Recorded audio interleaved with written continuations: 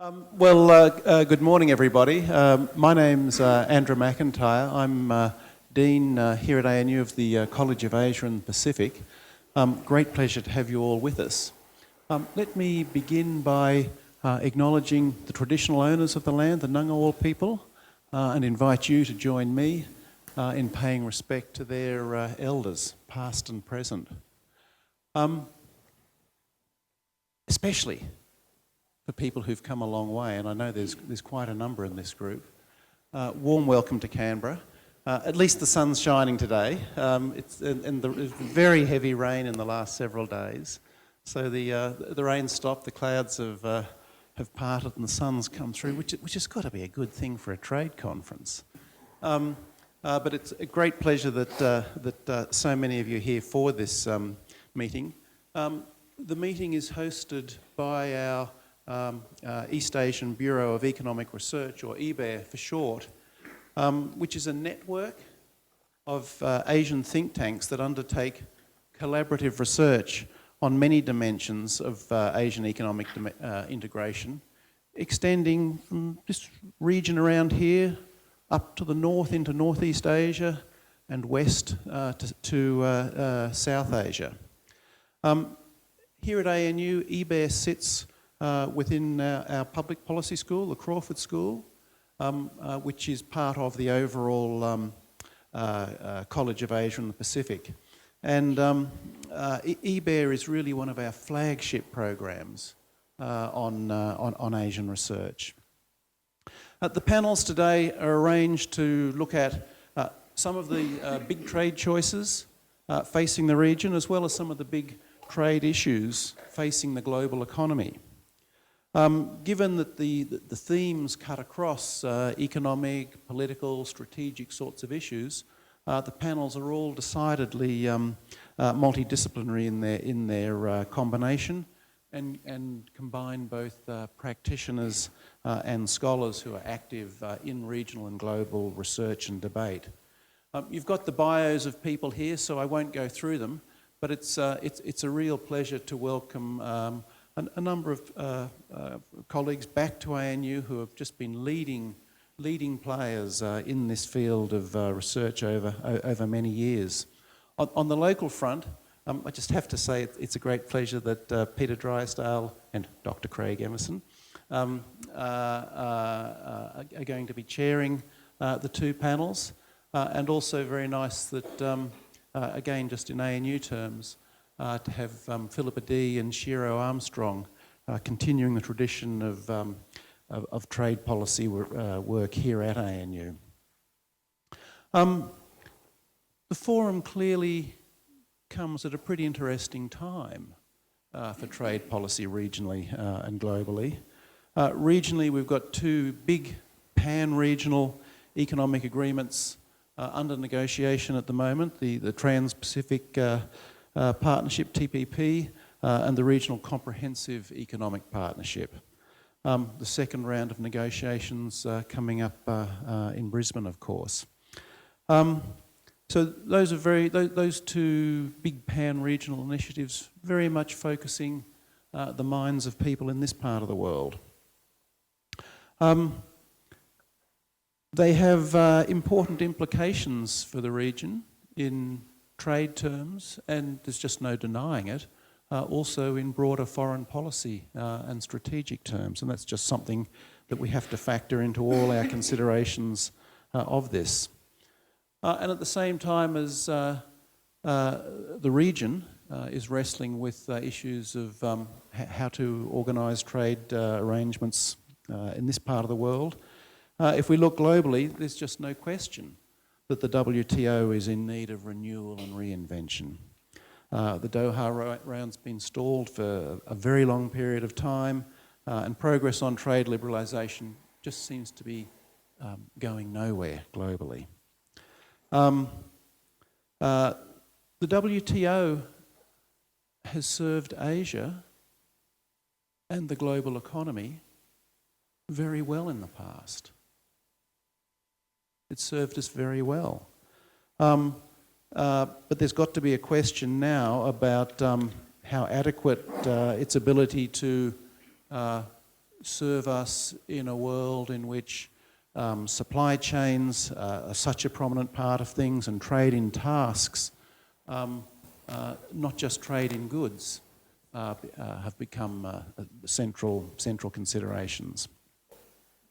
I know here in Canberra, policymakers are focused on these issues, and as Australia prepares to take the chair for the G20 and host the meeting in Brisbane next year, yeah, it is the case, I would say, that the G20 can lay some claim to having helped the world avoid a slide into protectionism on the back of the global financial crisis.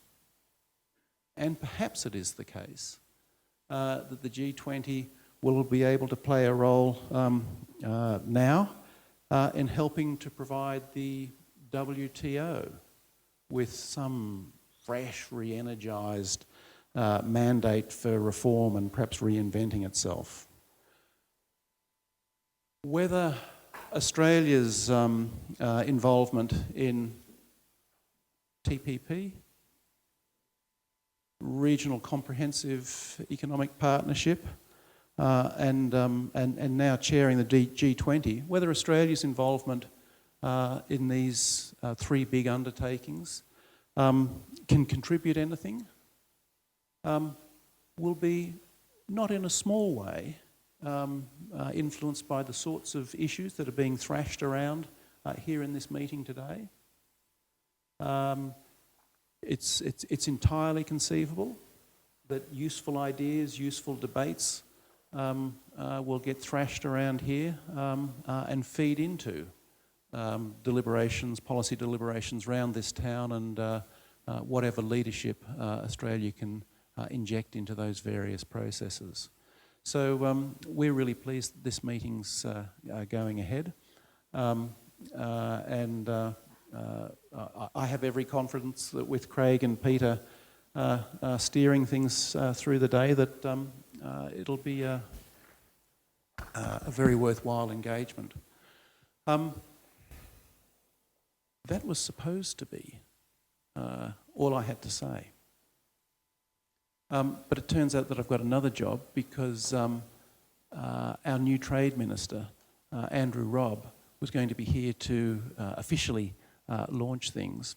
But as Australians will know and visitors may not know, the new cabinet was just sworn in yesterday, and Andrew can't be with us now this morning, but he has sent across the text of the remarks that he had prepared to give, and I've been asked to read them to you. So if you'll bear with me for a moment longer, let me perform that task on Andrew's responsibility. I should say that Andrew's been a very good friend of this university over many years. In fact, just recently was across meeting with the Vice-Chancellor and some of the rest of us in looking at where the university was heading and taking quite a keen interest. So I know he would have wanted to be here. Anyway, here's what he intended to say. I very much regret that I cannot join your discussions this morning. I know you will understand that under the circumstances, much as I would have wished to join you, it has proved impossible. You are engaged in an important discussion that will serve to inform thinking here in Australia and around the region on the development of future trade and investment policy strategies. The new government puts the opening of Asian and Asia-Pacific trade and investment opportunities at the centre of our national economic agenda. We were elected to government on that mandate. Prime Minister Abbott's initiative in creating the new Ministry of Trade and Investment, which I'm privileged to head, is a clear statement of Australia's new external priorities.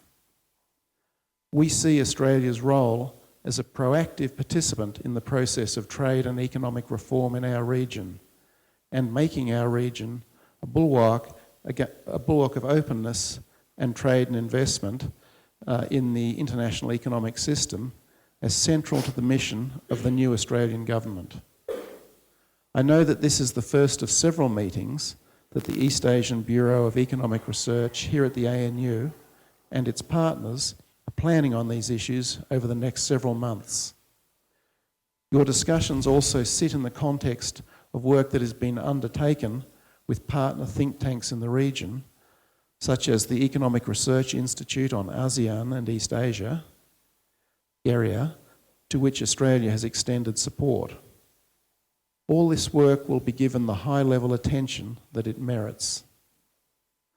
I welcome such distinguished guests to Australia as He Fan from the Chinese Academy of Social Sciences, Giant Menon from the ADB, Geza Feketakuti, who has played such an important role in Asian trade policy and regional cooperation from his time at USTR, and Patrick Lowe, who has recently retired from the WTO to work at the Fung Institute in Hong Kong. And it is a pleasure to support my old friend Peter Drysdale from the ANU and his colleagues in this effort. We look forward to working with you and with your partners in think tanks around the region for Australia's engagement in the next phase of Asia's economic reform and development. I wish you every success with your meeting and look forward to being briefed on its outcomes. Andrew Robb. Well, without further ado, let me hand over to Peter so things can get down to business.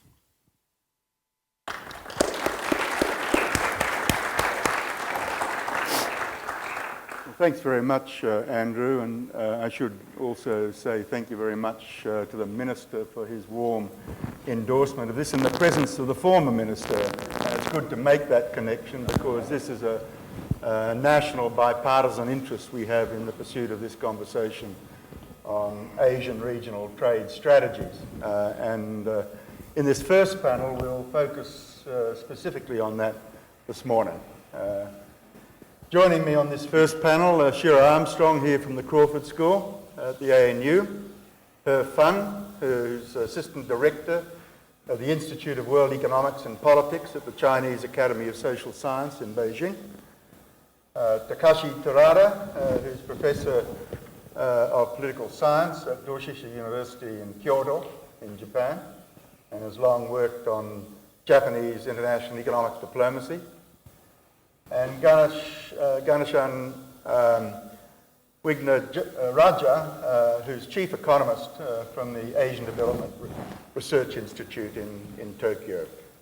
So welcome to you all, and I'm very pleased to have such a distinguished panel to talk about Asian trade strategies.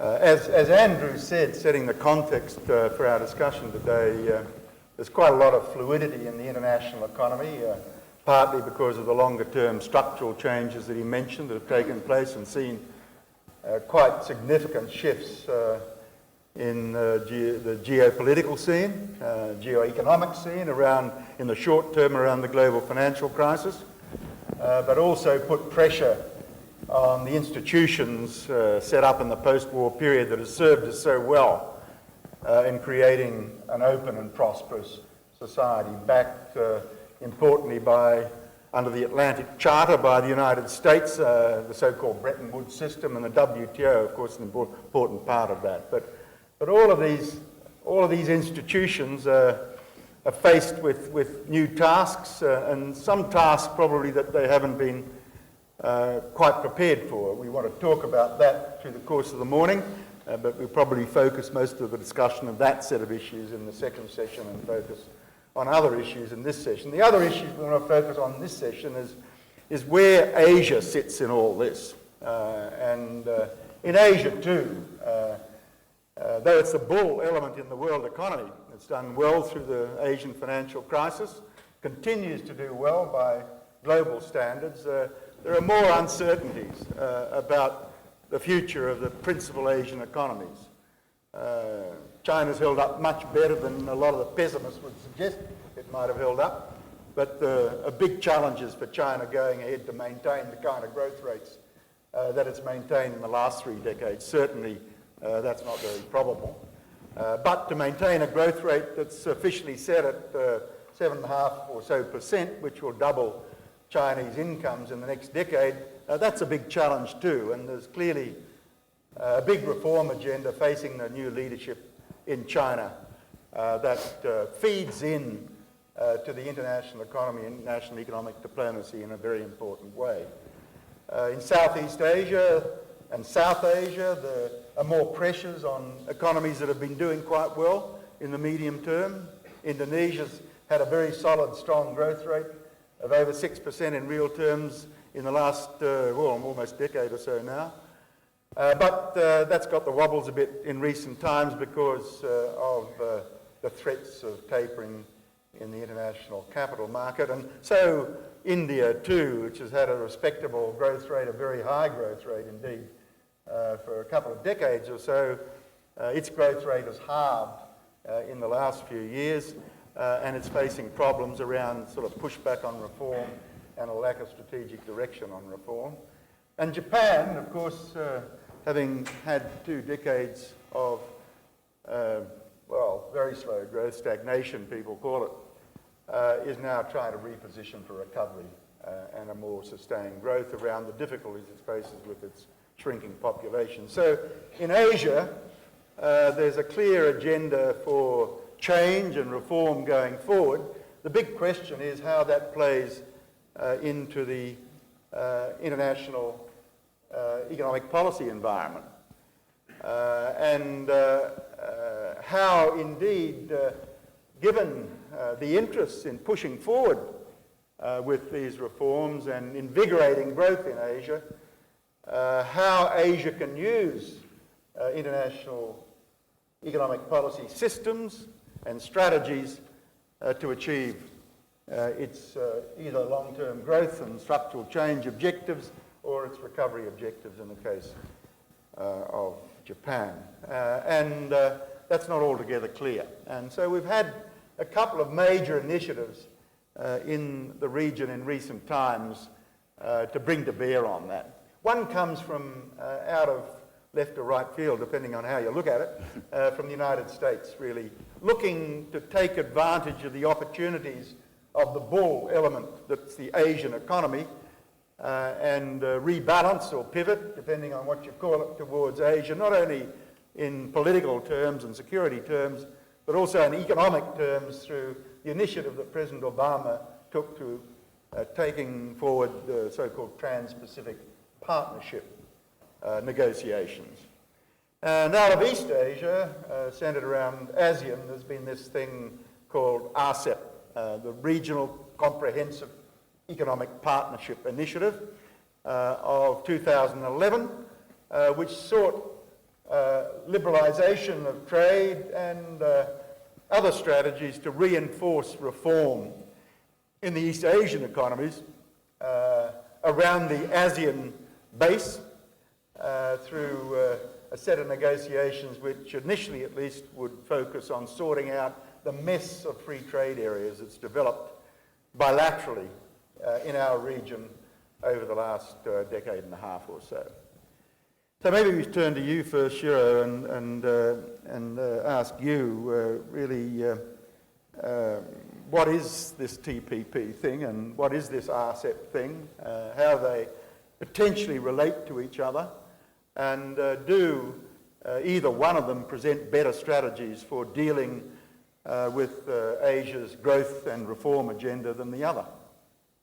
Okay, thanks Peter. This is working? Yeah. Yep. So we, as Andrew and Peter have mentioned, we have the TPP and RCEP, Regional Comprehensive Economic Partnership.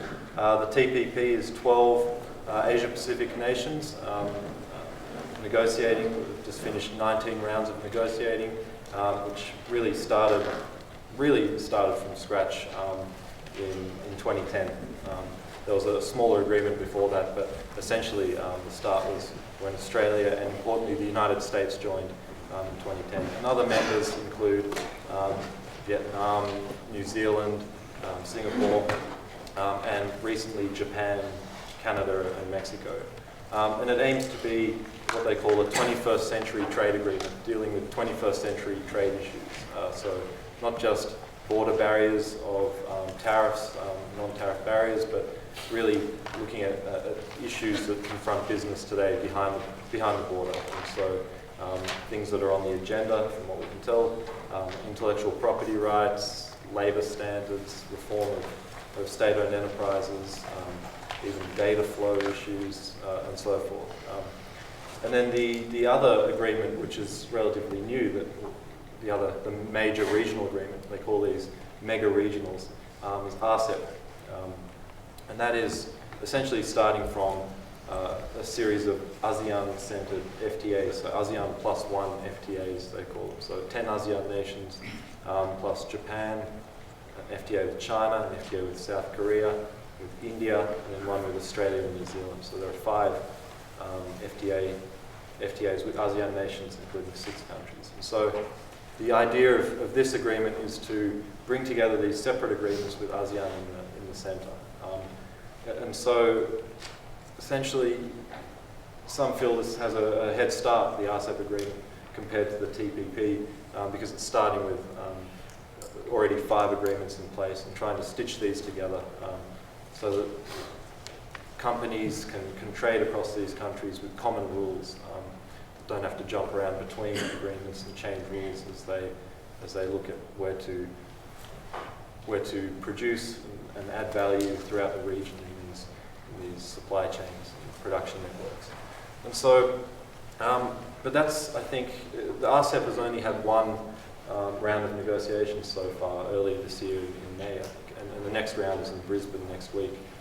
So it's at very early stages, and you ask me which has a better chance of producing what Asia needs. Well, it's unclear at this stage, but I think there are a few things that we could point to in sort of the guiding principles for RCEP. Talk about special and differential treatment for developing economies and less developed economies, which, unlike the TPP, which has high standards, is more congenial to participation by developing economies that may not be able to reach those 21st century, the high hurdles, the high standards of the TPP right away. Jonas, you've done a lot of work at the ADBI on bilateral free trade areas. Why do we need RCEP or TPP to sort these out?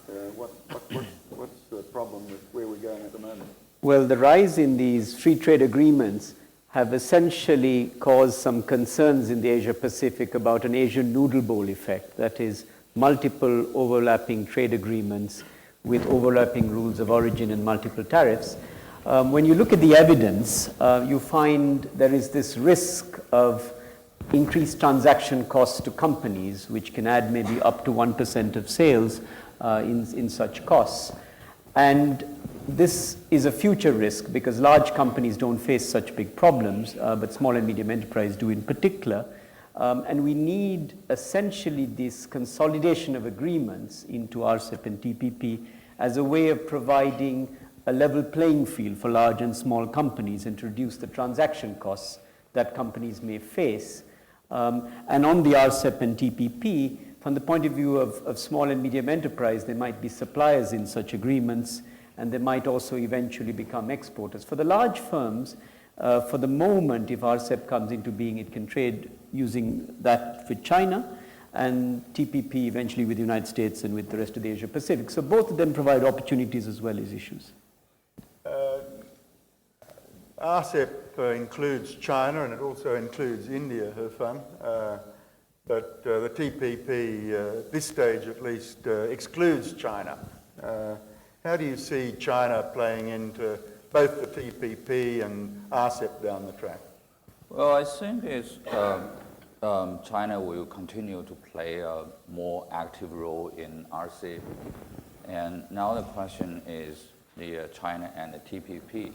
And we don't have a problem with TPP. But then TPP can be a good thing and a bad thing. It can be good if it can go ahead of WTO and then work on issues like service and investment, and then shape the new international trade rule in the 21st century. But then it can also cause harm in this region if it just drive an edge between China, United States, and other countries, and cause a kind of arms race of those regional trade agreements in this region. China, we are concerned about TPP because of the secretive nature of TPP negotiation, which make outsiders like China has to assume the worst. So I would like to say that the more transparency in TPP negotiation at the first hand will increase the legitimacy of TPP, and it will be helpful then for the all the country in this region to participate. And RCEP or TPP is still the second best solution for China. For China, always the first best solution is the multilateral, at the global level that we have this multilateral free trade system, because China is one of the main beneficiaries of globalization. If you do an interview and ask ordinary people's opinion on globalization, most of the Chinese people agree. Most of the Chinese people think that globalization is a good thing. That's quite different with that in the United States or Europe or in other places. So the way that we, on the one hand, we support WTO and multinational trade agreement, and at the other hand, we working on regional and also bilateral, like the China-Australian Free Trade Agreement. It's because we have to walk on two legs. We'll come back to that question of how these arrangements play into the global system in a moment, because that's clearly very important. It'll play into the next session. Mm-hmm. But just to press you a bit on China's participation in the TPP.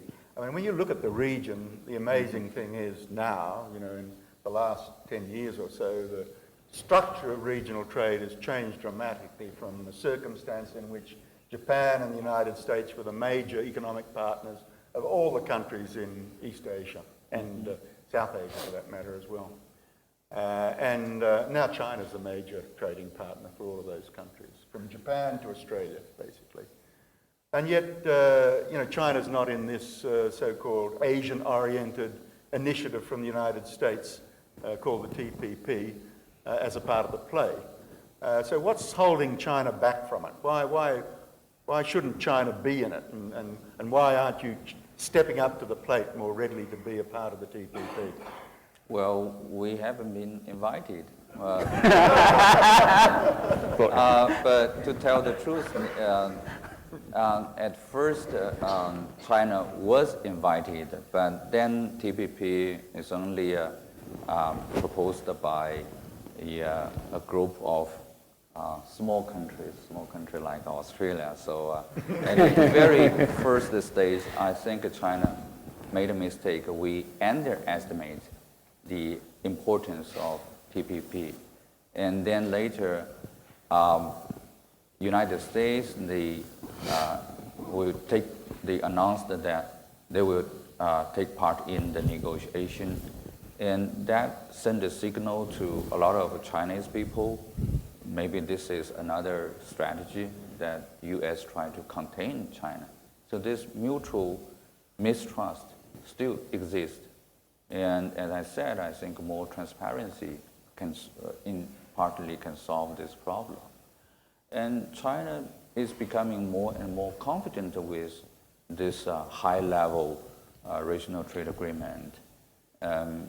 Like recently we signed a free trade agreement with Iceland.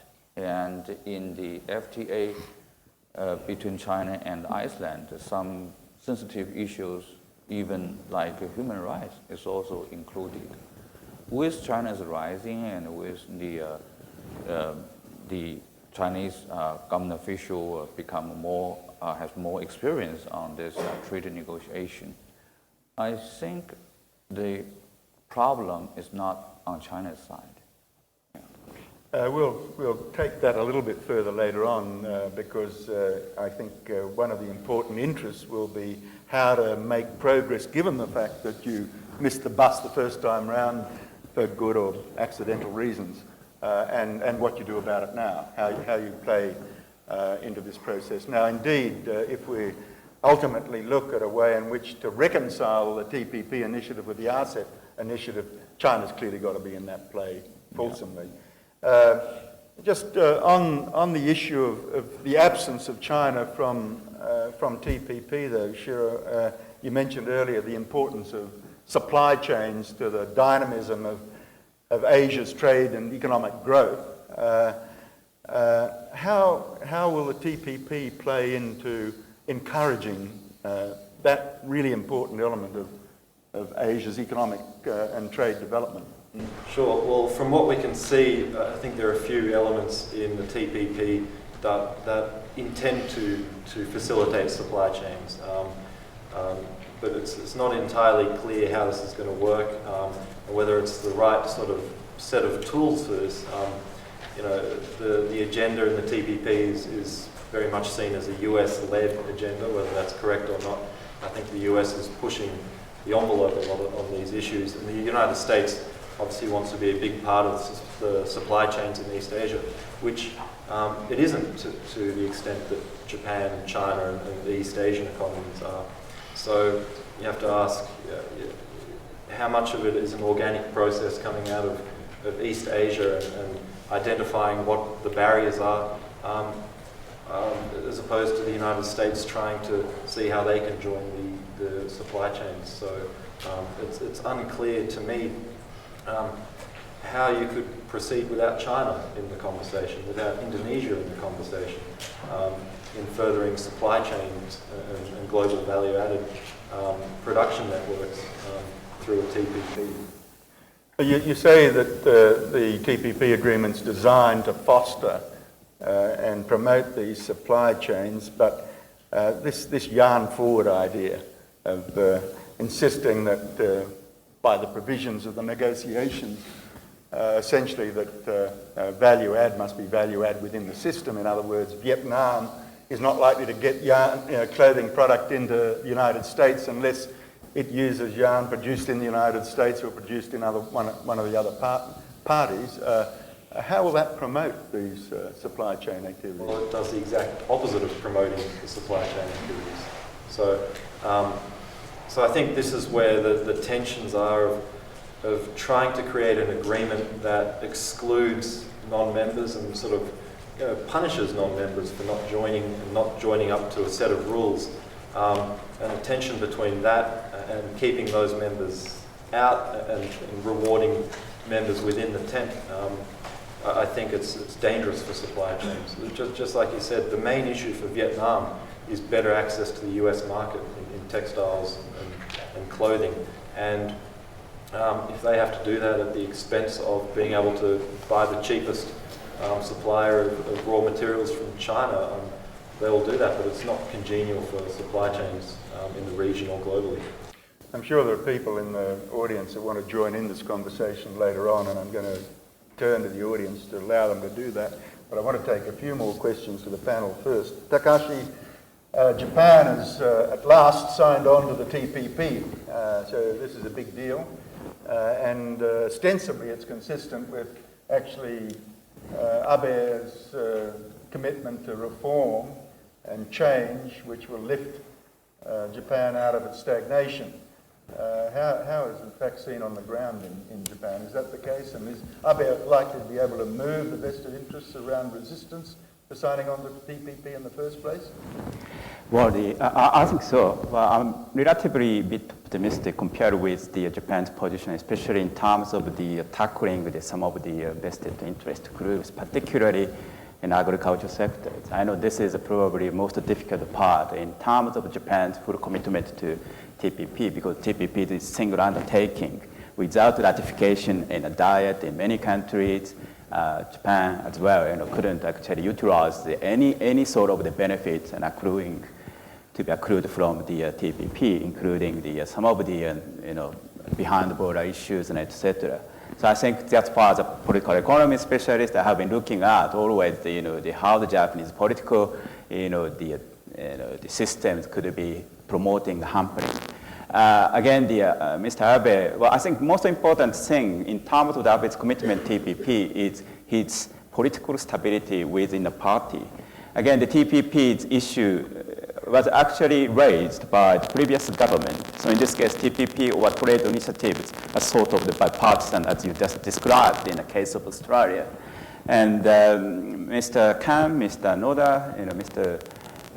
Abe's two predecessors actually took initiative in promoting TPP. However, the DPJ was sort of the young party, which means the politicians actually elected once and twice. Their political the base, particularly in the rural constituencies, very unstable. So in this case, if Japan committed TPP at that time, their political life would be probably jeopardized because the farmers couldn't support in elections.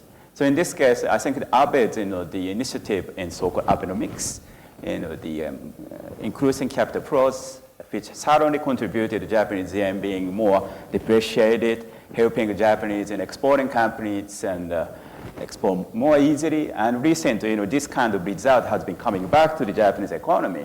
And that created certainly quite critical political support for Mr. Abe to commit himself to some of the domestic reforms. And hopefully TPP would support his tackled with the vested interest areas, especially in agriculture. But of course, there are a number of other vested interest groups. But as I mentioned before, the agricultural groups is probably most the difficult part of Japan in terms of the ratifying the TPP in the future. There's some suggestion, though, that Abe, the Japanese administration, will try to carve out important agricultural sectors from the negotiations. Certainly rice, they're not interested in putting rice on the agenda, and that's a key agricultural sector that is the centerpiece of agricultural reform in Japan. There's some notion that maybe America might be complicitous in this because it's got some carve-outs that it wants on the agricultural front too, certainly from Australia. So, what are the chances of Abe actually really confronting the agricultural reform issue in the way you suggest and using the TPP as a key element in its strategy on the third arrow of economics? Yeah. Well, the market access, the negotiation has been conducted bilaterally within the multilateral framework like TPP. This is a bit weird, but this is sort of the Americans' approach. It's based upon the NAFTA, North American Free Trade Areas. So, that's simply allowed the countries, particularly who want to protect certain areas by tariffs, would get a benefit. For example, the United States wants to protect some of the automobile sectors. For example, one pickup truck, actually, America imported 25% tariffs. It's very high. And still maintaining 2-point-something tariffs on automobiles as well. Japan is actually nothing over there. But however, when it comes to agriculture, it's very, very different. So bilateral talks, some exceptions, exemption could be possibly allowed. But again, Japan already finished its 6 bilateral talks on the market access.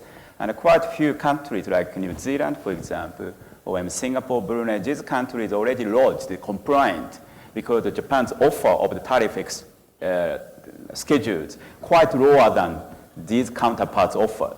Actually, counterparts offered quite nearly 100%. And so in this case, the Japan's offer, it's about 80 or 85%. Some countries below that, but not necessarily satisfactory. So I think these kind of complaints already carried in to the political circle, which is LDP, Liberal Democratic Parties. And these people actually, of course, concerned about the possible Japanese elimination of tariffs on the agricultural sectors. But of course, next question is, which agricultural sectors would be liberalized? So it's very political agenda. So I'm not so sure whether Abe is involved in selecting the which agricultural sector could be liberalized or not. Of course, most difficult part is rice. But good thing, Australia is not necessarily exporting rice so much to Japan. So therefore, only the United States, other countries might be interested in that. But sugar, it's also another difficult, the maintaining more than 300% tariffs. Again, it's very hard to do it. But the point is, if Japan offered more than 90 or 95% of the tariff elimination offer or something package to the TPP member countries, that could be probably something other TPP member countries like the United States would be probably satisfied. So again, Japan could probably get some exemptions for rice and etc. However, Japan also needs inevitably to eliminate some of the tariffs on agricultural sectors which Japan never liberalized before. So that's a very interesting and important task Japan faces in the next few years. A small footnote to that. Yeah. I think, as Takashi said, the TPP is only part of Abe-san's third arrow reform. There's a lot else that needs to be done. But it is very important still. Japan is the largest economy that is in both RCEP and TPP.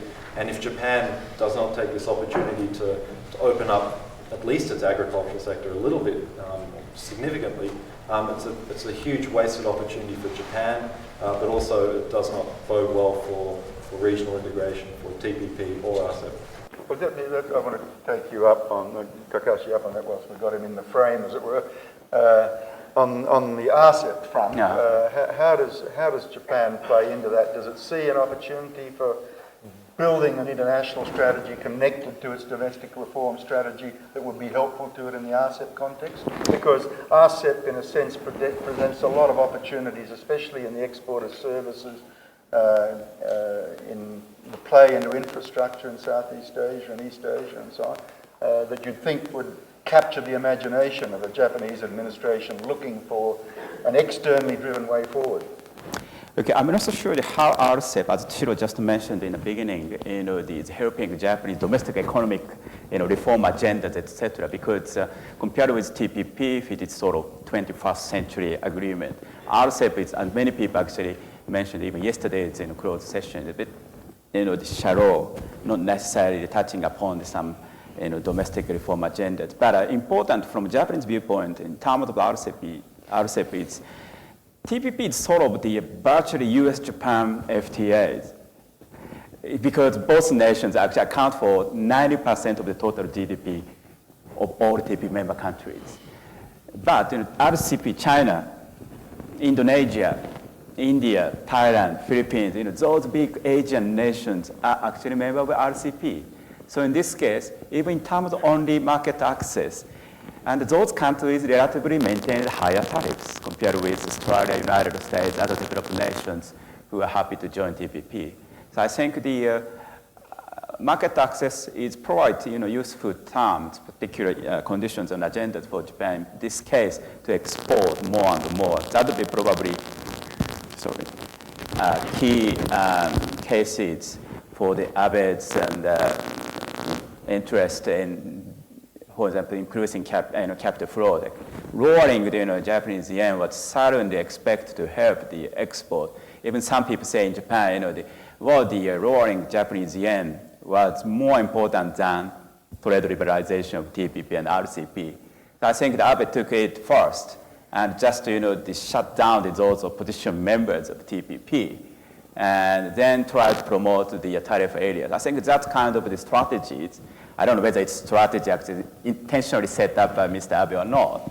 But the justice, the depreciation of yen, tariff eliminations, and also using that for the domestic economic agendas in the future. I think that's a quite clear kind of the lines of the Japanese economic and domestic, and external and internal economic agendas. So I think the RCEP is important as well, particularly in terms of the expanding market, and TPP is also important in the future, particularly in terms of domestic economic reform. So I think this kind of combination, particularly RCEP and TPP, is both important for economy, external and internally. Yeah, it's not, of course, just the trade focus in these arrangements. It's important. It's also the investment focus and the services focus, and that plays into the supply chain interest as well, of which Japan's a big part in the region. I want to ask you, Ganesh, about India, although I know you're not representing India today here, but I know you've done a lot of work on India, and India is out there, and frankly, I think most of those in the game see India as led in the saddle in the RCEP process because it comes to the negotiation of its bilaterals with a very narrow focus. Its bilaterals, if you like, are the worst of a very bad bunch in some respects in the region, in terms of ruse, in terms of coverage and comprehensiveness and strategy. So how do you see India playing into the RCEP process? Again, India, like China, isn't a part of the TPP process, not yet anyway, hasn't been invited in and doesn't show any inclination of wishing to be in. But in the RCEP process, it could be really quite important, especially in the development of the relationship between China and India, like a bilateral within RCEP between China and India? Yes, indeed. India would benefit significantly by being closer to East Asia and the Asia Pacific in general, including Australia, through the RCEP process. And its trade and investment with this region has been increasing compared to North America and Europe in recent years. So the dynamism exists.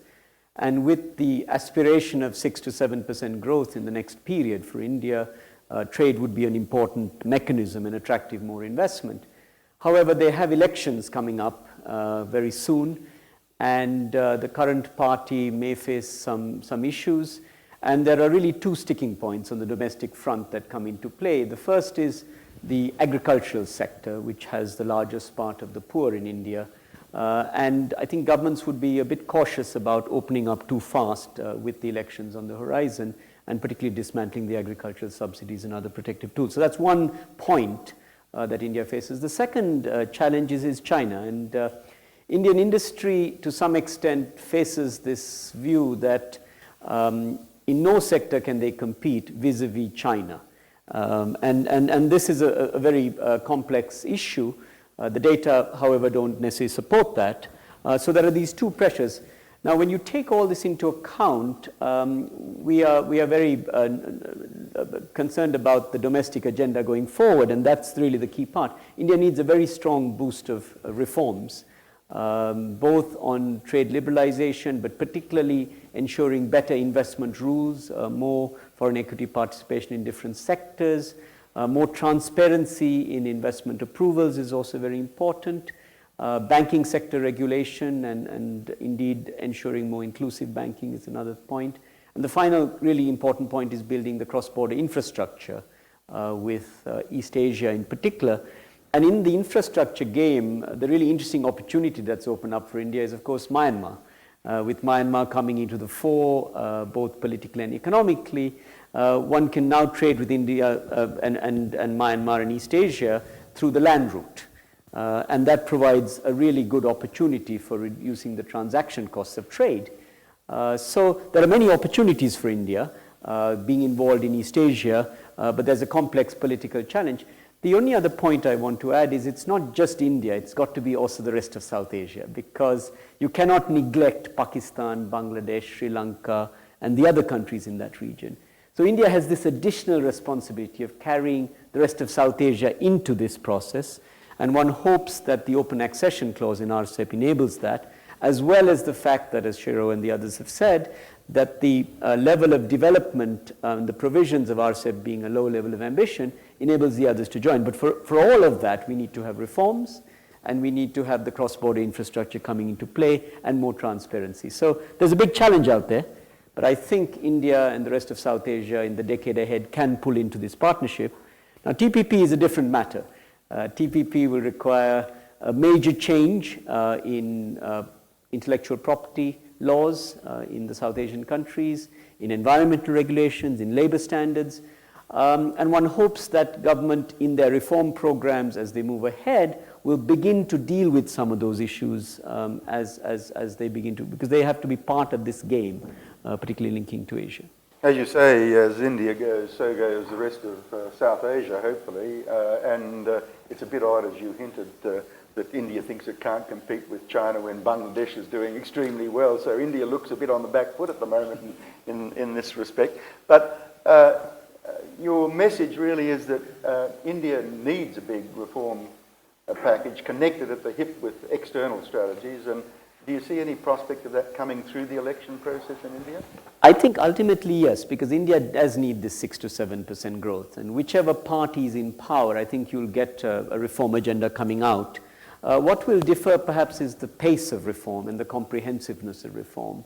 And one hopes that, when the dust settles on the election process, whichever party is in power will take a hard look at the fundamentals. I mean, there are still multiple distortions. India took a gradual approach to reform, a different approach that China did, particularly around the EPZs and also in way that it brought in the investment rules and some of the other provisions.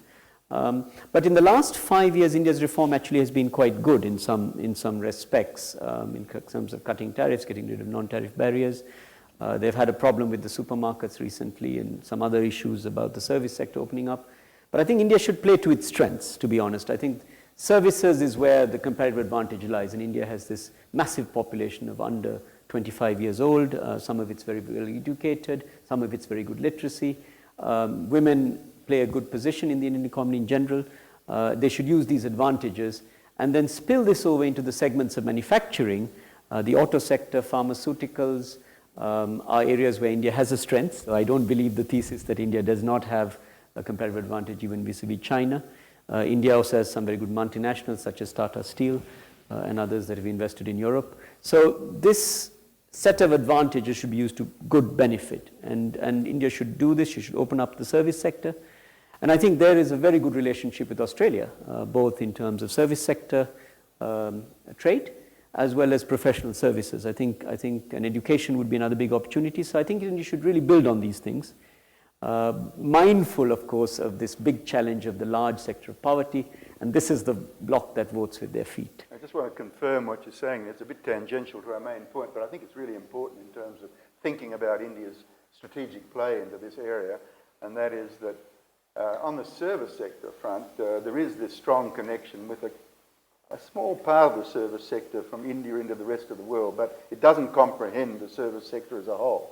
And in manufacturing, I mean, still clearly that's going to be the area in which all of the absorption of the 200 million young people coming onto the Indian workforce has got to take place in the next 2 decades or so. So that begs a big reform that links the Indian manufacturing sector more effectively into the region, I would have thought. That's what you're saying. Right, absolutely. And in that process of linking the 200 million young people into jobs and so on, the small and medium enterprise sector becomes very, very important. And one has to unshackle the small and medium enterprise sector in India. There are too many controls on that sector, both in terms of entry conditions into certain areas, in terms of the bureaucratic regulations that set up how they operate, including tax administration issues and so on. So one has to formalize a lot of that in a very transparent regime. So procedural liberalization is very important. One has to also really improve the system of business support. India has firms that rely a bit on government and other private sector services to improve their price quality delivery for international markets. That system is not world class in the way that it is in East Asia. So we need much more integrated business service delivery. And of course, microfinance and industrial finance has to be looked at very carefully. I think the new Reserve Bank governor is trying to enable the banks to lend more to those sectors and also to inclusive poverty and inclusive growth. One hopes that he can succeed in that process. So that's, I think, what we're going to have to look at. And also, within the region, I think we need to have, Indian entrepreneurs and Indian young people are working much more across the region. It's a huge source of talent. I think all the countries in the region can benefit from that movement. And also the rest of South Asia. So the rest of South Asia should be less protectionist towards India. At the moment, there are different issues there. So I think the future is bright if we do the right things. Ganesh mentioned connectivity as a key thing in the development of the economic relationship between India and East Asia, especially over the land bridge through Myanmar, and the development of that land bridge through Myanmar would be very important to elevating the opportunity for integration across Asia, through South Asia into East Asia. It's growing, but it's under potential, vastly under potential still. In RCEP, that is ostensibly a part of the agenda for negotiation. It's not a part of the agenda, obviously, for negotiation within TPP. Shiro, let me turn to you on that. I mean, how do you see that being factored into the development of the RCEP negotiations, or is that a thing that's negotiated in RCEP, or how is it developed in the RCEP framework? Sure. Well, as it currently stands, RCEP is a negotiating forum, much like TPP is in a way, where there is an attempt to consolidate these free trade agreements within ASEAN plus 6. But this I don't think will be congenial to the connectivity agenda, connecting the region together, as much as what the ASEAN nations are already doing. The ASEAN Economic Community, which has at its core principle of a competitive regional economy that's integrated into the global economy, not just itself. So there's an idea floating around of marrying these two agendas together, the ASEAN Economic Community agenda and the RCEP agenda. And what that would do would be set targets and goals in the future, not 2015 when the RCEP negotiations are scheduled to finish, but to move towards these goals at different speeds for different economies, different levels of development, and at different pathways, through different pathways, to common objectives and goals on connectivity and low border barriers and openness that benefit not only the members within RCEP and ASEAN, but non-members in the region. And so it's really marrying a national reform agenda towards binding targets in an external environment that hopefully can carry through some of the ASEAN Economic Community ideas of connectivity and integrating into a global economy. This might be seen as looking for an easy way out and in some sense or other taking the soft options instead of negotiating hard endpoints. But it really can't be easy if it's going to be effective, can it? So how would you ensure in the final analysis that the goals are delivered upon in respect of whatever they are, percentages of trade freed up within the arrangement, or targets with respect to changing regulatory policy that make national markets more contestable and so on? How would you achieve really hard targets like that? Sure, well that's obviously going to be a big challenge. It's not the first time that these challenges, similar challenges, have been achieved in East Asia without binding, legally enforceable agreements. And so the APEC example of the Bogor goals, where developed economies had to have free and open trade by 2010 and developing economies by 2020. In 2010, the developed economies put forward their case and were given a big tick, and 8 developing economies also put their hand up to be assessed by these standards of developed economies. So I think it's about setting targets that can be measurable along the way, and peer pressure and actually capacity building and cooperation along the way to meeting those targets. And whether you make them, how binding you make them, I'm not sure, but there has to be another way beyond negotiating, and when the negotiations stop for these agreements, that is the end point. Well, the Bogor goals were, of course, not binding legal commitments. They were independently accepted national commitments, and they contribute a great deal to collective liberalisation over the time period, including in China, which brought a big liberalisation under those goals to the APEC process. But certainly if you're negotiating the sorting out of the FTAs between ASEAN and their partners in the ASEAN +6 process or the RCEP process, you'd want more than that kind of commitment, wouldn't you? Yeah, that's right. But the consolidation of FTAs, the history is very bad. The record is very bad on this. It's difficult enough to join up 2 free trade agreements, let alone 6 or however many you have under the TPP.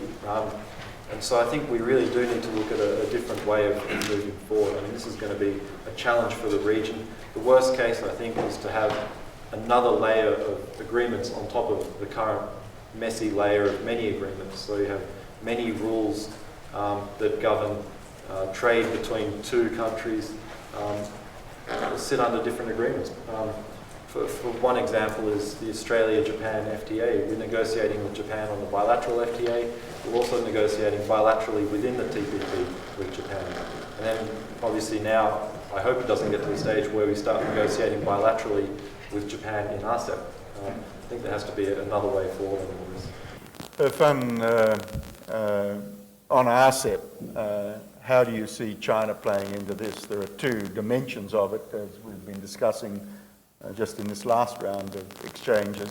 one dimension is the harder play into the negotiation of trade rules, but the other dimension is the broader reform, connectivity agenda that can be elaborated over time. How do you see China making a contribution to this?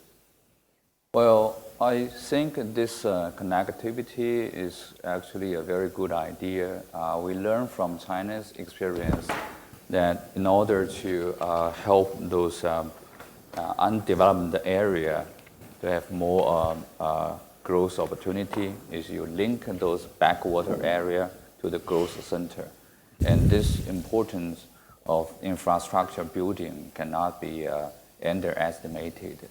So probably as Shira mentioned, if there's some innovative idea and then how can we put this same on the table and work on this issue. But because this will be very complicated. It's not only that you put money in this area. Many of this cross-border infrastructure building, you take a long period of time, and then you cannot rely on private investment, but at the same time, you cannot only rely on the public investment. So you have to have some financial innovation. So in this way, it's more than just trade, like the original financial cooperation we have discussed for so many years. Maybe also can be linked with this regional trade agreement in order to facilitate the cross-boundary infrastructure building, like the regional bond market and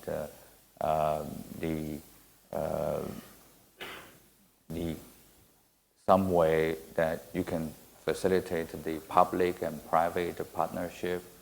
That's all the new challenge.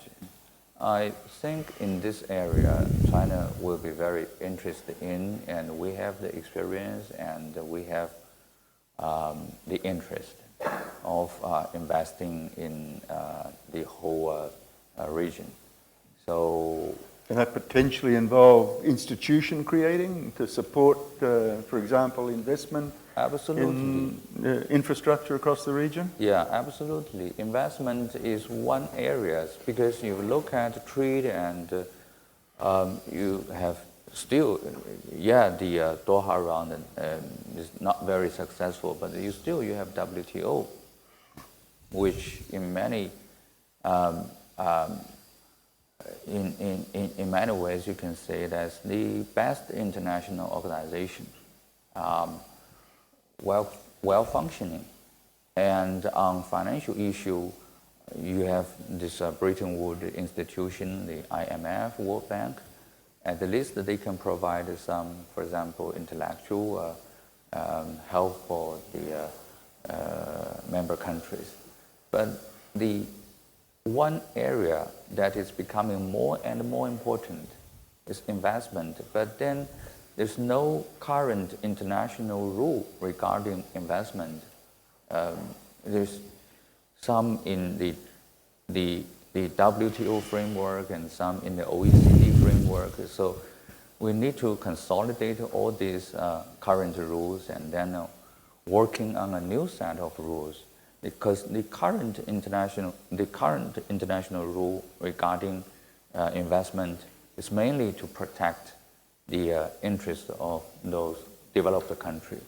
But recently, countries like China and also India and Brazil and this emerging market is becoming more and more active in overseas investment. So in what way that we can reform this international rule on investment and to serve both the benefit of investing country and those host country, both developed country and the developing country. I think that's one area that we need to pay more attention. I want to put to the panel one more general question, and then I'll throw it out to the audience, and if we could get some microphones ready, then we'll be well placed to take questions from the audience. We've got the TPP negotiation underway. There have been 19 rounds of negotiations. We've got RCEP underway. There have been, well, we're coming up to the second round, effectively, of negotiations there. Should we be worried about where these things can go? What are the risks of how these negotiations will turn out from the viewpoint of relations across the region, economic relations across the region, from the viewpoint of their impact on the international system, the multilateral system, and so on? Ganesh, any observations of you about what we should be worried about, what we should watch? Sure. The main concern, I think, is the rivalry between the United States and China, because they're driving both each of these agreements, right? Actually, I think that's not quite accurate from the viewpoint of RCEP. RCEP wasn't driven by China. RCEP was driven by ASEAN. That was where the initiative came from. So it might be an important element in it, and India is an important element too, but it actually didn't initiate that. No, that's correct. But some countries within the ASEAN grouping are leaning towards the US, some are leaning towards China. So that rivalry underplays a lot of the canvas. And so that will continue for some time. I think one has to remain optimistic about the long run, where some sort of entente cordiale is reached between the two big powers, and that brings at least the economics into focus, which is clearly in mutual interest. I mean, in a world where China is the global factory and the United States is the biggest market, you need these two players from several economic points of view to come together, and that's very clear. And there will be much more interchange over time as China liberalizes and the US enters into a strategic partnership. So that's one kind of issue. So one hopes there will be a harmonious Asia that eventually brings the two together. And that's why, to some extent, an Asia-wide agreement in some form, which could be a linked couple of agreements in the short run, where big companies would trade with RCEP through China, in China, and then with United States through TPP, might be there. But to do all of this, you really need three quick conditions. You need first some attempt at having at least some common rules in both agreements, so there's some minimum standards. So RCEP, which is a lower ambition agreement, eventually could feed into TPP, so there is that set of issues. The second is you need a strong business support, so firms are aware of the benefits from using either of these agreements, or choose not to use them and trade through other channels. It's just you're providing a regime. So that's the second very important thing. And the third thing is we've got to do a lot of information and capacity building across the region, including trade-related infrastructure. So I think if these three things are there, the future could be bright. Irfan, what are the risks? I think the problem is not the TPP or no TPP, it's how TPP. And two issues. One is the TPP negotiation. It should be more transparent.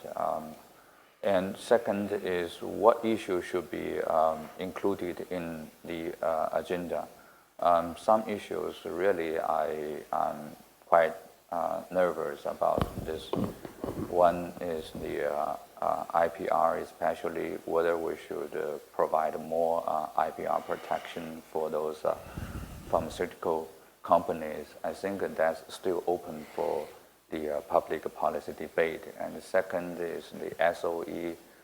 I think we should do more in-depth analysis on this SOE issue. Otherwise, it can be very easily be politicized. I'm no problem with competition, so all the companies, SOE or no SOE, should have very fair competition. But if you pick out SOE, well, it reminds me that during the Cultural Revolution that we divided the Chinese people into red 5 and black 5. So if you are parents are a poor farmer or worker, and you are the good guy. But if your parents are capitalists, then you are the bad guy. So I think it's not the issue is not who I am. The issue is what have I done. So you look at whether I'm doing it in a fair way or not, and you set a standard, and this standard is for all the company. It's just the one case. It shows that in many areas, I think we should be very cautious and do more solid analysis. It's a key issue in the Yeah. US-China negotiations. Takashi from Japan, what are the big risks? Well, the risks may be sort of these big mega regional institutions or emergence would tend to thrive because of the politicization, so-called stakeholders' interest, particularly business sector's interest. I think the competition which Ganeshan just described between the superpowers in terms of putting their own preferred norms and rules, it's not necessarily so bad, because the US has been always looking at initially what China did, and this was actually driving force America's subsequent engagement in this region called rebalancing an age or something like that. The China's concession for the +3+6 framework, and also the CJK, another framework, Japan-China-Korea cooperation. China also made a concession on the investment treaty should be agreed upon first, and then coming into FTA. This sort of the order was China opposed, but China made a concession right down against Japan, South Korea. I think this kind of China's concession was made possible after the TPP development was growing, and now the United States want to promote TPP agenda as soon as possible. Particularly while looking at the RCEP and the CJK, as the East-Asian framework, excluding the United States, has been developing. So in this case, this sort of the competition is not so bad. But again, where is the stakeholder's interest? This is the utilizer. It is the user. But again, politics simply promoted by government and political leaders, always looking at such kind of strategic elements. So my concern is again, how the business or stakeholders' interest put in this kind of mega regional competitions. Sure, from your viewpoint? Yeah, look, I think a major risk is that we fragment regional and global trade. So if you have a TPP and RCEP that strongly discriminate against non-members, and you have US in one and not in the other, or China in one and not in the other, this is not congenial to US-China relations, economic or political, and both agreements really need to make it easy for other members to join, and to, over time, reduce the discrimination against non-members to further integration with the regional and global economy. Perhaps we can talk about how we can do that later on. We open the session up to questions from the audience or comments from the audience. There are quite a lot of hands up. Andrew Ellick was the first one, and then... Thank you, Chairman. Andrew Ellick from ANU. I'd like to start by saying that I don't accept this concept of the RCEP being low ambition and TPP being high standard. It's a jargon, but I don't accept it for several reasons. One is all the business people are telling governments what they're really interested in is more regulatory convergence, not just how rules are written, but how they're administered. Actually, writing the rules is not nearly enough. The willingness to administer them seriously cannot just be enforced by negotiation. And they're also telling us that trade logistics are hugely important, and all the evidence is flooding in. But if you could improve ports and airports by, say, 50% of global best practice, it hugely outweighs full travel liberalisation. So, and given the RCEP has the potential, as you said, to get onto these deep integration issues, it is very high ambition. TPP has not interested in these deep integration issues in the beyond setting rules, and you can't facilitate trade simply by setting rules. So, and I don't accept necessarily that TPP is high standards. They have standards, but they're rich country standards. Now, the standards for rules of origin are not going to be improved. We know that bilateral negotiations are taking place. There's no real intention of simplifying the rules of origin. They're just going to be stacked up on high. And rules of origin, in any case, are irrelevant in the modern age of supply chains. And take IPR, Hefan has already mentioned. I'm not an expert in IPR, but all the experts I talk to, everyone tells me that these are not the optimal standards for the global world of the 21st century. They are rich country standards. And the question I want to come back to is one Peter raised at the end, that are we thinking inside the box? you keyed off from saying all the current prosperity is built around the post-war institutional settlement of open, non-discriminatory trade.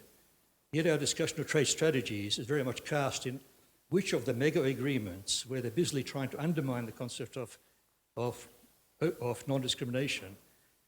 They're not our only choices, and I would like to ask the panel, why cannot the emerging major economies, who are going to be the largest economies of the 20th century, we do need standards for many of these things. We need standards which take account of the global origins.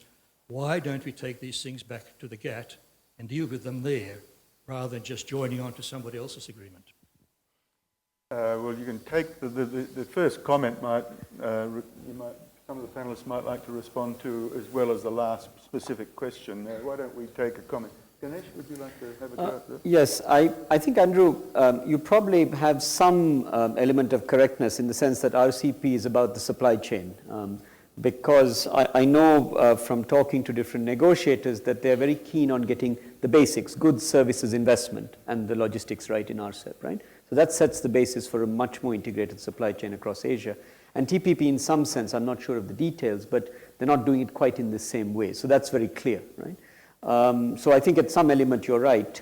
Now, in terms of why one can't take it back to the WTO, I assume you're talking about, rather than the GATT, is the WTO itself is in a period of crisis, as we've just talked about. And I think for the WTO to bring these supply chain issues front and center, we need to have major reform in the WTO itself. And without preempting too much of the discussion, we need the WTO to take on an agenda on supply chains as well as on these mega regionals to play a coherent role. And we need the WTO to play a much bigger role in helping build capacity in the Asia Pacific to deal with these mega regionals. Yeah, I think we will carry that into the subsequent conversation, but sure? Yeah, I think you're right, Andrew. It's called a high standard agreement, but it's very much an advanced economy standard. And when we're talking, what's wrong with an advanced economy standard agreement? So what's wrong with it is think about labour, environmental standards that are set for advanced economies. That are but you want to aspire to that over time. Yes, but you don't want to be locked into that now and have to be paying for it. For example, with intellectual property. Intellectual property rights are very important for innovation, but there's a balance between business interests and consumer interests and those who want to newly innovate. And I think the literature is fairly clear that in the United States, for example, it's tipped a little bit too much towards business interests. And now trying to push even harder than that across the Asia-Pacific region, which is what US business interests, of course, would want to do to protect their intellectual property rights and reap the rents from their inventions. It's direct wealth transfers from countries like Australia and every other country that are consumers of intellectual property.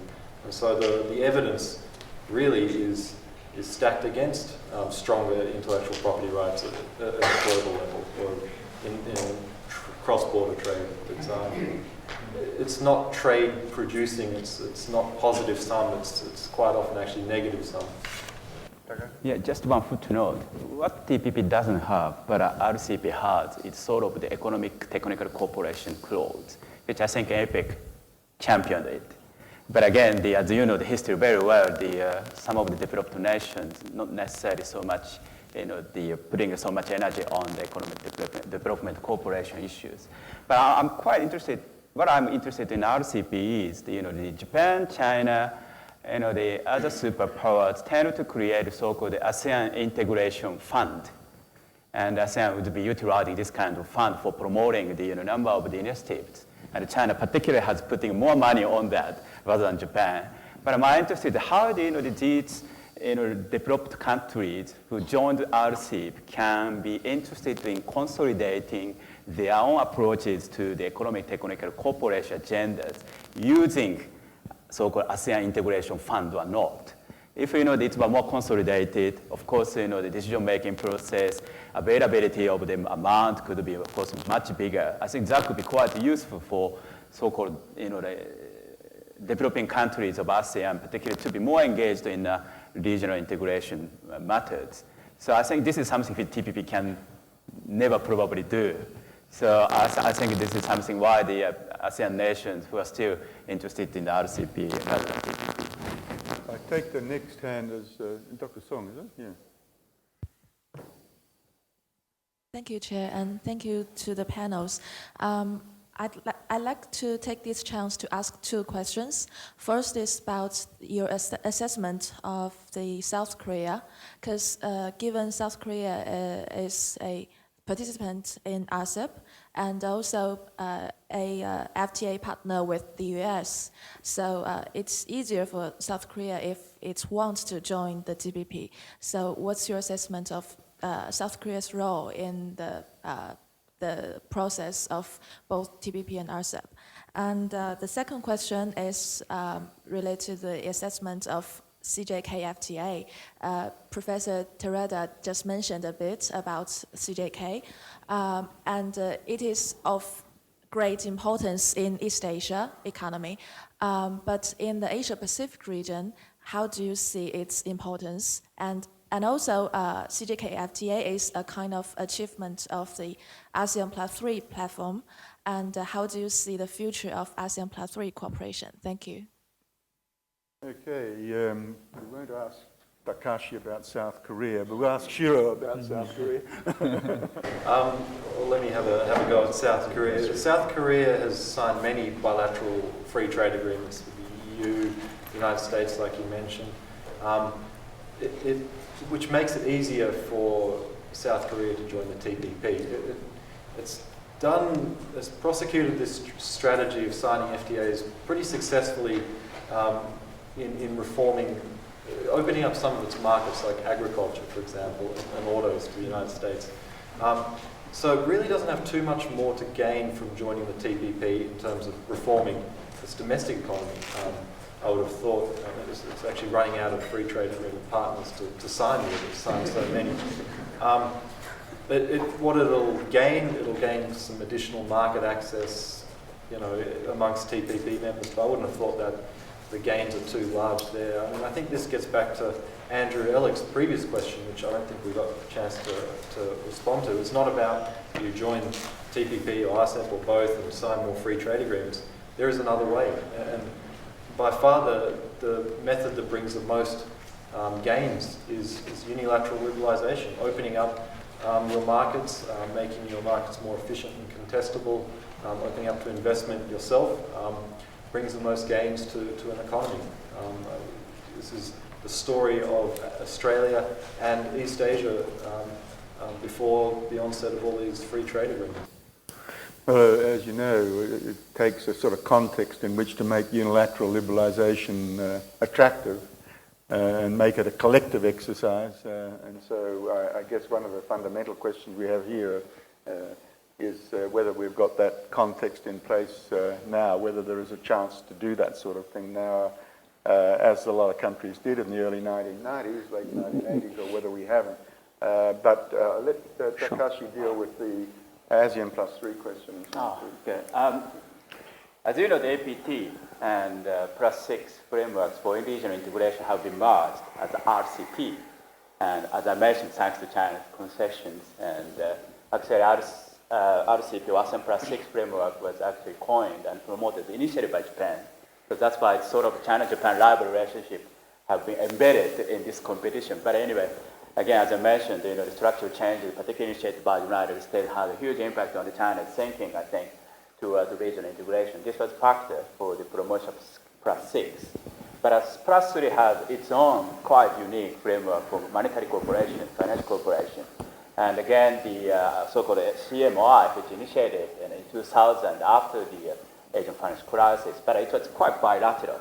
But again, the global financial crisis also affected its multilateralization of CMI aim now. And interestingly, the de-linked portion, particularly against the IMF, has been increased gradually, to make the CMIM more independent compared from the IMF packages. I think that's a quite significant change, particularly from China's viewpoint, as Fan just mentioned. The APT or ASEAN Plus 3 framework has been more exclusively focusing on financial cooperation, materials, and the United States and Australia in this case, excluded. And so I think this is sort of the icon and symbol of the East Asian cooperation so far, particularly, also China, Japan. In this case, I know sometimes have loggerhead competition between them. But in terms of the financial cooperation, I think their interest has been quite clearly converged upon. And also CJ, I think it's a quite interesting, unique framework because three of us, political relationship are so bad. It's all your fault, guys. Ask Mr. Abe. But nevertheless, economic cooperation, even including FTA negotiations, have been progressing. That's a quite interesting phenomena. And even we have economically quite closely interlinked, three of us. But psychologically, politically, historically, etc., we are always difficult.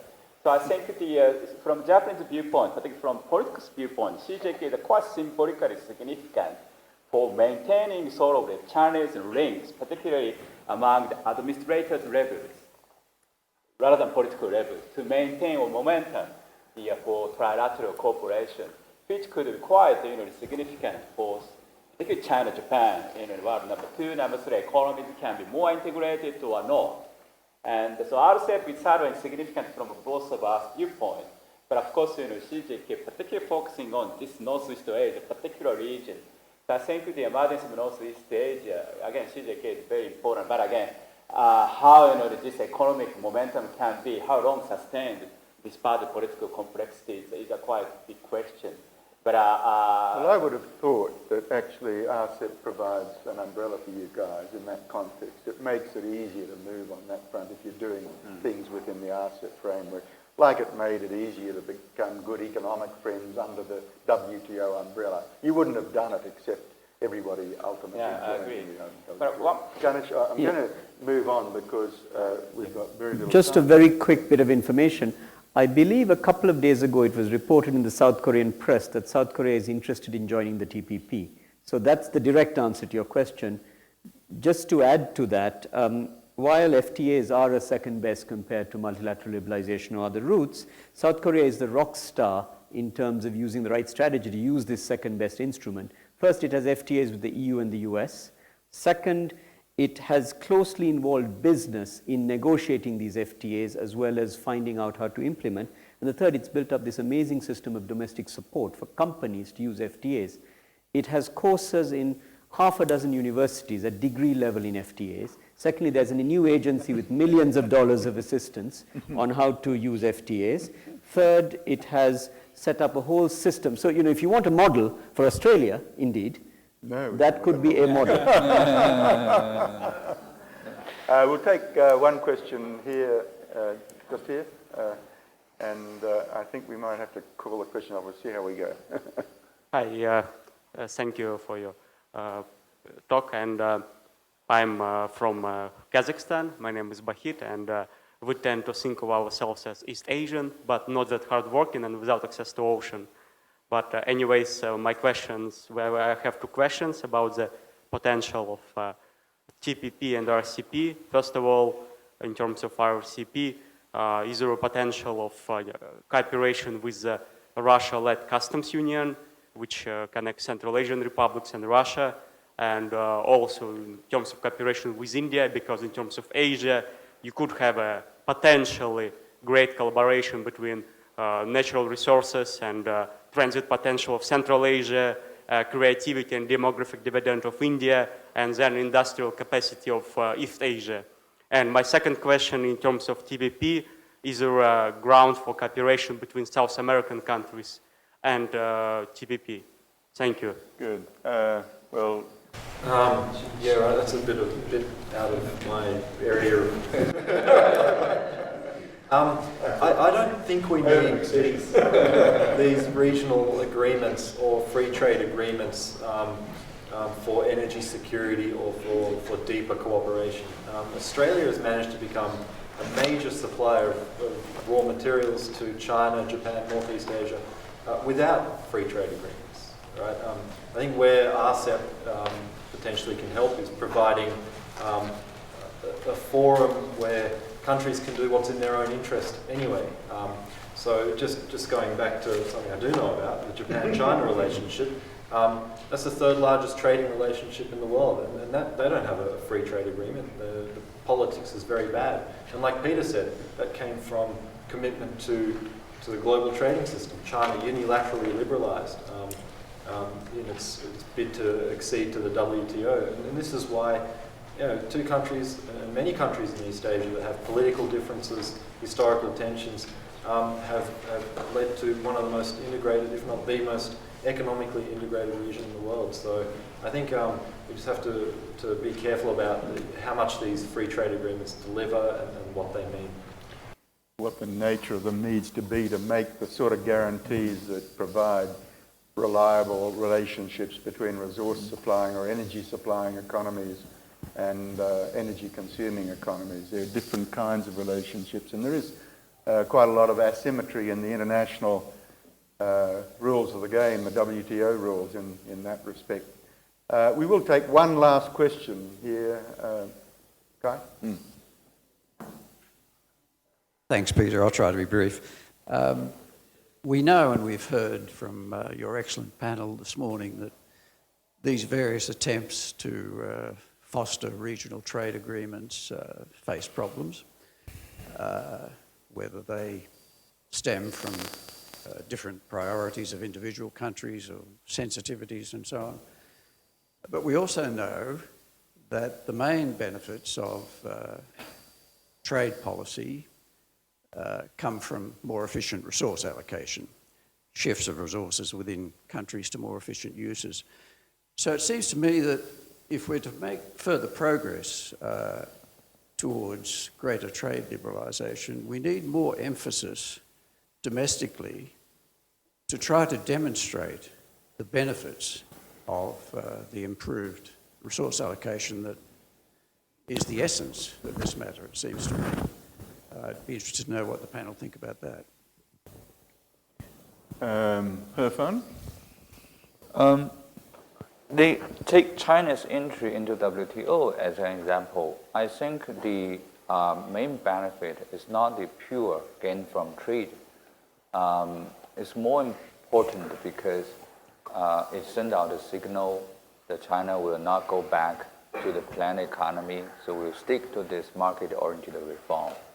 So my taking of this new Chinese government policy is we want to have this kind of experiment again. So now we're becoming more and more interested in this regional trade agreement and also the bilateral investment treaty negotiation with the United States, because we believe that by further opening up, and then we can facilitate the domestic reform. So the benefit of free trade agreement, I think in countries like China is more important than only the flow of products and production factors per se. Sure. Yeah, I think demonstrating that resource reallocation within economies and showing how that can benefit not just a small sector but the economy as a whole is very important, but it's also very difficult to do. And I think the political economy of it in Japan is quite interesting now, where Japan is proposing, under the Abe administration, special economic zones in the cities. So these would allow, they would rid in these zones a whole lot of regulations which would allow foreign workers to come in, qualifications to be recognised, and a whole lot of other regulations and red tape to be removed. And this is obviously to start in a small area in the cities and demonstrate how that can be successful. It's a model that China used, obviously, in opening up in the 80s, 70s and 80s. I think there are two really important points on which to sort of wrap up this panel, and China's play into it, particularly the example of accession to the WTO. It wasn't purely the price effects of lowering tariffs and so on. That was important, and it's particularly important up to accession. But one of the interesting things about accession was how dramatic the increase in trade and investment was after accession, when no relative price changes took place at all, basically. And this is the confidence effect that you mentioned. And this is clearly a new stage that we're at in respect of the next round of reforms here now. So in a sense, the uncertainty, the fluidity also provides a big opportunity to do something new. The question is, who's going to lead it through? What I want to do right at the end is ask you all a final question. I think the next panel will need all the help it can possibly get, and ask you a question which will lead into the discussion in the next panel, which really, when you think about the RCEP process and the TPP process going forward, how they play in to thinking about what to do about the global system, the WTO in particular. Can we forget about the WTO and press ahead with TPP and RCEP independently and be confident that all is well, or is there a close connection between what we do on these two fronts and what will be the outcome in respect of how the global system works well or badly? Why don't I start with you, Ganesh, on that? Sure. The WTO remains the bedrock of a global system of trade governance, and it's in a bit of crisis, and we've got to reform the institution and get regional rules and global rules together in a proper way. So that's basically the bottom line. And to do that, we need to think of far-reaching reforms in the WTO. We've got to first have a new agenda on supply chains and also on mega-regionals, and the WTO can play a very important role in discussing these new issues and also helping as a connector of different mega-regionals across the world. So we have one in Europe, we have one in Latin America around the Pacific Alliance, we have TPP, RCEP. The WTO can play a major role in connecting these in the future. It can also play a major role in spreading best practices about what transparent rules-based trade should be about. It can also provide a forum for discussing what they call plurilaterals, which are essentially agreements around sectoral specific issues such as services and so on. For regional rules, eventually we have to move towards an Asia-wide agreement which has coherence in both ways, and then we have to get business involved. Thank you. Prakash? Well, ironically, TPP might help the people's perception of WTO probably upgrading or growing. But because TPP, as I mentioned earlier, has tended to have a bilateral market access negotiations. So in this case, we have 60-something bilateral lines among TPP member countries, particularly from the stakeholder viewpoint, which would be used for getting benefit. I think the rule that Ganeshan said, the spaghetti balls effect, suddenly the maximized, particularly under the current TPP bilateral-oriented approaches, in particular investment and trade. So I remember one Japanese company's officer, business person mentioned in a study group in Japan, transaction cost, particularly getting the certificate of origins, is quite high. But if 2 or 3% in the WTO or MFN tariff are actually offered, they try to pay, rather than going into the preferential trading arrangement offers.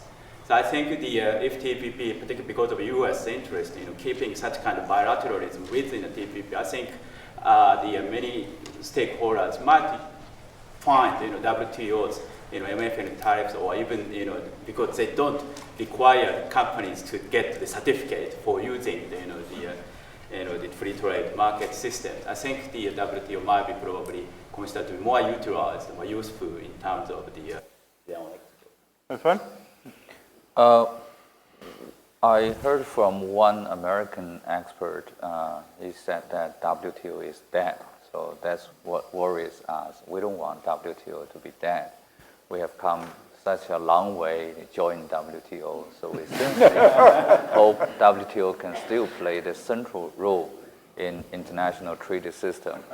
So I think one thing that the current regional trade agreement negotiation has to abide by the WTO principle. So there should be no conflict with the WTO principle. And second, I I do believe that WTO needs some new thinking and new movement to get out of this deadlock. You have to do something, and then you can. One impetus for the mushrooming of all these regional trade agreements is more and more countries becoming disappointed with WTO. So WTO, in order to revitalizing itself, it has to do something, show us that it still can have the capacity to moving forward. And then finally, I think this regional trade agreement may just serve in a way to help the WTO, because they can try some experiment in certain areas, and then finally we'll bring all this achievement back to Geneva, to WTO. Shiro? Yeah, look, I think as the panel have said, the importance of the WTO, I guess it underpins global trade, and it's still relevant, as relevant today as it has ever been in terms of securing trade and governing the rules and norms of global trade. With respect to the regional trade agreements, the TPP and RCEP, they really have a chance to contribute towards, as her fund said, strengthening the world trading system, the multilateral trading system. But they also have this huge risk of to undermining it. These free trade agreements undermine the core principle of the WTO, which is non-discrimination. These free trade agreements discriminate against non-members, and until now they have been not very effective at doing so. But if the TPP and RCEP become very effective at discriminating against non-members, I think that's a very dangerous thing for the global trading system. So open accession is critical. Open accession is critical, and having down the track a way to multilateralize them and to reduce the discrimination against non-members. Well, that has to be all from us. We'll break now for 30 minutes of tea and coffee outside and resume at 11:30. Join me in thanking the panel for what's been a very useful conversation.